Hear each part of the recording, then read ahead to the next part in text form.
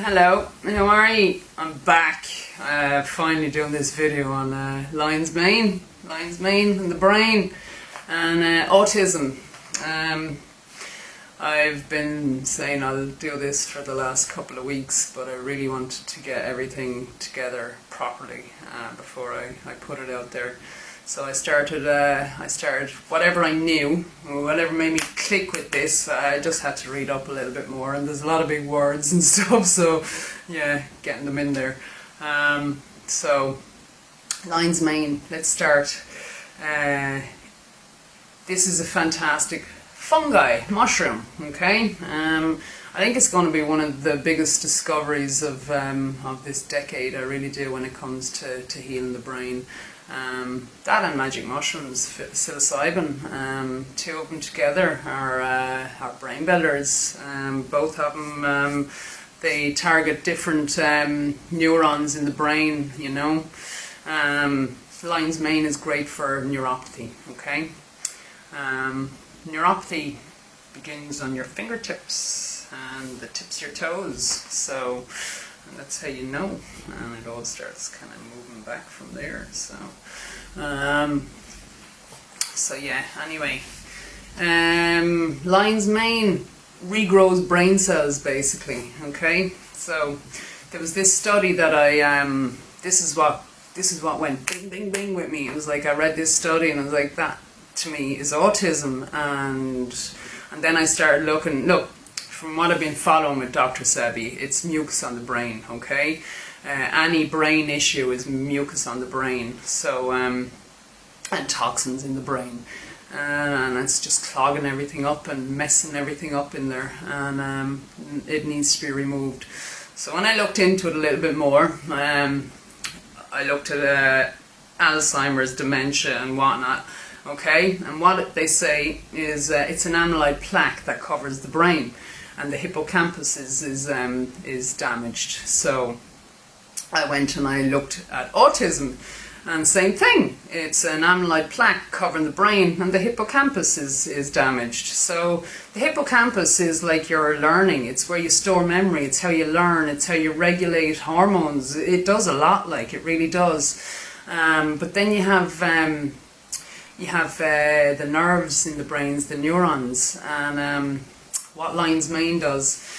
Lion's mane has hericiones and ericinones. I don't know if I'm saying it right, but that's what I read, and that's what comes out. So they are two compounds of terpenoids, and the second one, ericinones, that's the one. They both do the same thing, but the ericinones has a protein that's so small that it can go beyond the blood-brain barrier. It can get inside the blood-brain barrier. It can go past there, and it can fix the nerves from within that wall. That's big. There's not any plant that I know that can do that. So what it does, okay, all right, you have your nerves, okay, and then you have, just say that's your nerve. You have what's called a myelin sheath, and that goes around the nerve. It protects it. It's like an insulin around the nerve. And then you have the axons that are inside this nerve, and they're like an electrical charge, an electrical pulse. I don't know, I'm sure you've heard me bang on enough times, and I'm like, the brain is made of copper and carbon, and it truly is. Like, we are electric. The brain is totally made of electricity, and these are the sparks. The axons are the sparks that are sending signals to all the parts of the brains, the brain that it needs to. So all that's damaged when there's toxins gone into it, and the amyloid plaque is covering it all. The myelin sheath, it's broken. So what lion's mane does is it fixes it, it repairs it, it really does, it regenerates it, and it grows new brain cells. It actually stimulates new growth factor. This is fantastic. I mean, up to now they never thought that you could grow new brain cells.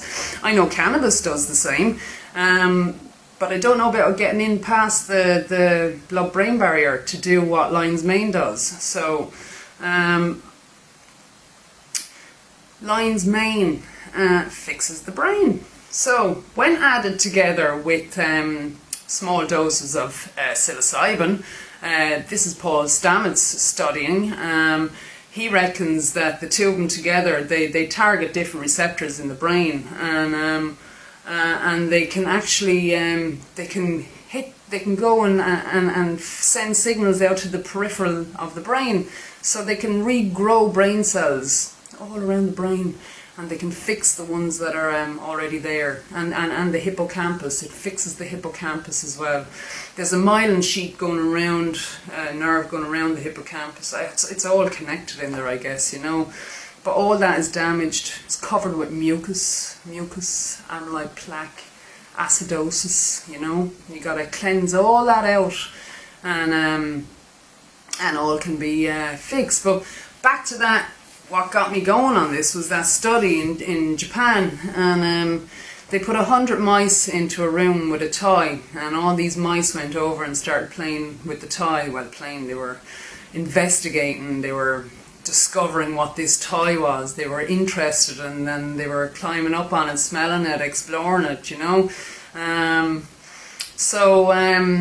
What they did next was they injected a neurotoxin into the brains of the mice, and over a week their cognitive abilities went away, basically. So they lost their brain function. So they put them in a room with a new toy, and the 100 mice, none of them went near the toy. They didn't get excited about what's this thing, you know, just no curiosity was there whatsoever. So it was like bing bing bing, this sounds like autism, you know. Okay. So what they did next then was they started feeding them lion's mane into their diet over a couple of weeks, and over that couple of weeks then, when that was up, they found out that they kind of came back to near what they were before they injected them into the brain with the amyloid plaque, or the neurotoxin, you know, and they came back to full brain function after a couple of weeks of lion's mane. I thought this was fantastic. I was like, oh my god, this needs to be told. Everyone needs to know this, especially kids with autism, you know, because their little brains, they need fixing, they really do. So yeah, anyway, they fed them that, and they put them into a room with a new toy, and they started playing with the toy. They were curious about this toy again, you know. They came back, and what they did was they sacrificed the mice, which I don't like, but upon doing that, they looked at their brains, and they were able to see that the amyloid plaque was gone. So lion's mane removed all that, and it grew new brain cells. So I was like, okay, this is big, this is really big. And what it does as well, it's fantastic for the digestive system. It's known to heal ulcers in the stomach, you know. So there's a blood and brain connection with autism. With every disease, it's the blood-brain, or the gut-to-brain connection, you know. What goes in your mouth goes into this is your brain in here as well, and it sends signals up to this brain, you know. You have 3 brains. You've got here, your stomach and your heart, okay? They all work together. So, yeah. What I wanted to do or say, or, you know, is get it out there. And I want parents with kids with autism to start trying this, start putting this into their diets. It comes in a powder form. Paul Stamets recommends 2 grams a day. He says if you take any more, it's not going to do anything. It's so powerful that, you know, less is more, kind of. So, and he said when added with psilocybin, it works even tremendously better again. And I think with CMOS it's fantastic, because CMOS adds so many minerals to the body. And I think elderflower is an immune builder.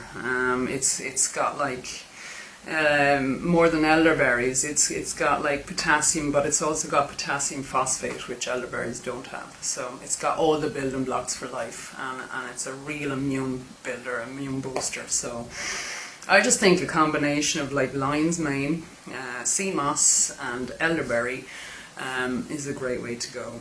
And also keeping out the foods that have, like, you know, caused the problem in the first place, or, well, not helped with it anyway. You got to keep mucus forming foods out of the body. Anything that's acid just has to stop going in there, because that's what's hurting. Acid causes inflammation, and inflammation causes the mucous membrane to break, and once the mucous membrane breaks, mucus enters the body, and that's where we get loads of diseases from. Dr. Sebi has proved this in a court of law. So yeah, so how about we do our own home study on lion's mane and autism, and get some real statistics together here, because, like I said, I think we're going to be waiting forever for the pharmaceutical industry aren't going to touch this. The medical mafia don't want to know, because they can't fix anyone, you know. I'm not a doctor, and I don't claim to be a doctor. I don't know anything that doctors know, and I don't want to know anything that doctors know, because they're harming people, and that's not what I'm about. I'm about trying to help people. So I'm nature, they're not. I work with plants, they work with like things in plants, so big difference. Nature fixes nature, not chemicals. So I think to do our own home study and try and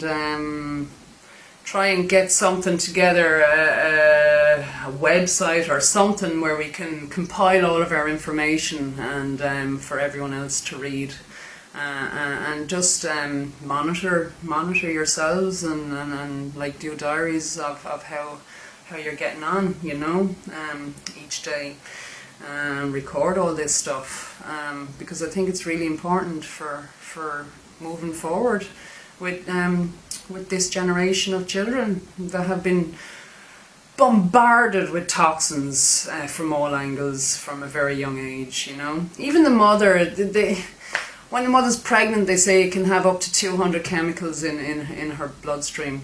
That's not good. That's not good at all. And that goes straight to the baby, you know. So they go on about, like, should you drink alcohol when you're pregnant?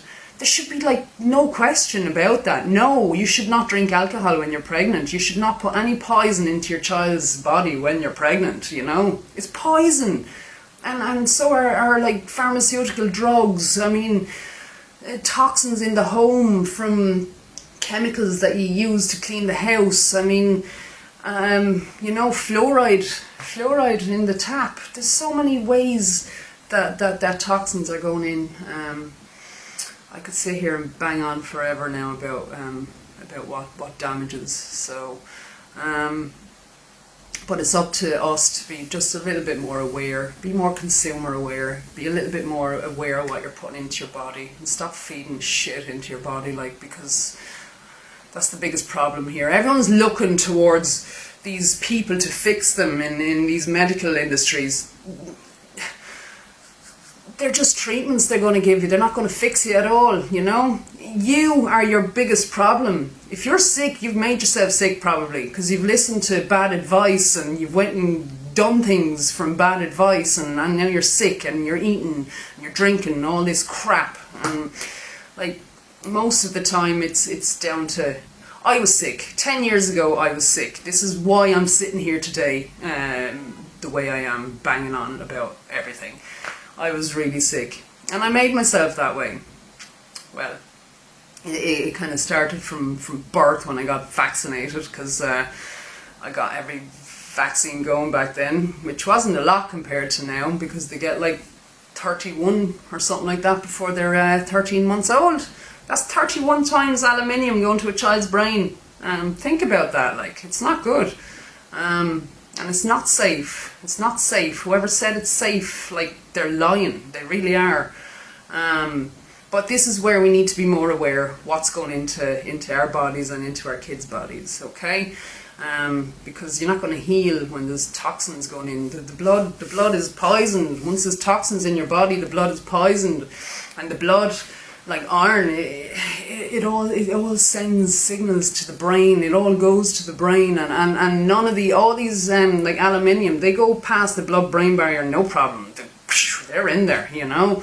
So this is why lion's mane is fantastic, because it gets in there. It gets in there to fix it, pull it out, and yeah.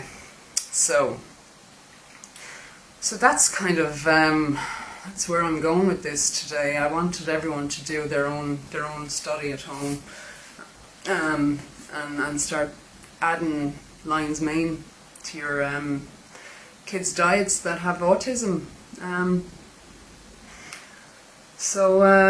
Yeah, I'm not talking to the people out there that feel they were born with autism and it can't be cured. I'm not talking to you guys. I'm talking to the people that have seen their kids regress after a couple of years of being totally there, and then they're not there. You know what I mean?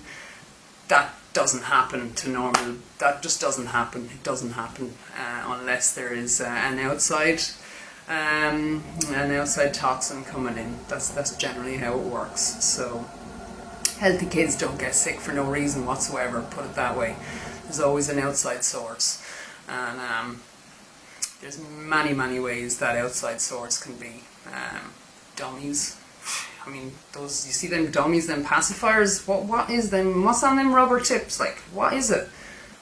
What toxins are in them, and they're sucking on them 24/7. You're giving them formula feed, and that's got like all these toxins in them as well, all these chemicals. This formula was made in a lab, okay? You can make your own baby formula. You really can. You can use like sea moss and bladderwrack and hemp milk.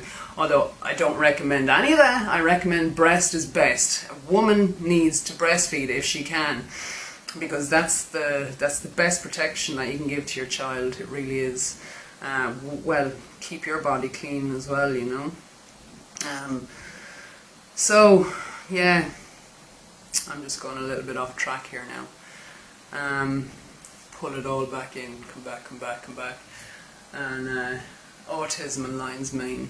So I'm really excited about this. I'm like this is phenomenal. It really is. When it's fixing dementia and it's fixing Alzheimer's and it's fixing those brain issues, I believe it can fix autism as well. Because from everything I've compiled and looked at, it's the same fucking thing. It really is. It's amyloid plaque in the brain. So it is. It comes from both sides. They're all the same. The medical mafia have just given it a name. Like, they have to name these different diseases for different ages. So you're older, it's Alzheimer's, and you're younger, it's autism. To me, it's the exact same thing. Okay, it's brain damaged, you know. Okay, and the amyloid plaque on the brain, it just proves it really. So yeah, there you go. That's what I have to say for today. And I think if we can do that, if we can build some kind of a record place somewhere that we can put all these studies in of what you've been doing at home, and we can figure all this out together, because we're going to be waiting for forever for anyone to come out and say let's try and heal autism, you know, okay? Because that's just saying that there's damage, that it can be healed, and it's been damaged in some way. They don't want to admit to that for a start, you know, okay? So that's probably why they're not touching very much on it. So yeah, there you go. That's what I have to say. And I'm going to leave a couple of, I'll leave some studies, some links to some studies in under this video, and it'll just give you an idea of what I've been reading up on. And yeah, so what do you think? what do you think is the next thing, I guess.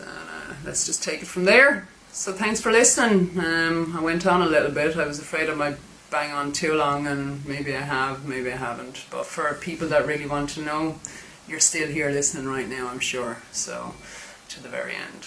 And have a great day. I'll chat soon. Take care.